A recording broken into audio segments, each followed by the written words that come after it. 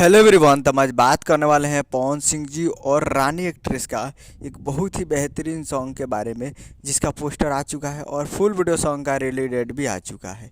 और इस गाने को लिखे हैं शुभम मिश्रा जी और इसमें म्यूजिक है प्रियांशु सिंह जी का।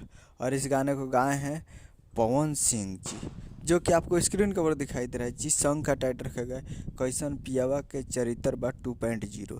इससे पहले कैसन पियावा के चरित्र बा रिलीज हो गया है और उसका 2.0 रिलीज होने वाला है। और वीडियो में आपको देखेंगे पवन सिंह जी और रानी एक्ट्रेस जी, फिट में है रानी एक्ट्रेस जी। तो full video song release on 3 अक्टूबर 2023 को सुबह 6:30 AM पे फुल वीडियो सॉन्ग को रिलीज़ किया जाएगा।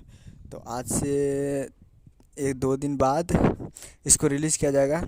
एक दिन बाद 3 अक्टूबर को सुबह 6:30 AM पे। तो आप लोग तैयार रहिएगा। 3 तारीख को सुबह 6:30 पे फुल वीडियो सॉन्ग को रिलीज़ किया जाएगा web music Bhojpuri YouTube channel पे। तो वेब म्यूजिक पे तैयार रहिएगा फुल वीडियो सॉन्ग को देखने के लिए। और पहली बार रानी एक्ट्रेस के साथ पवन सिंह जी देखेंगे।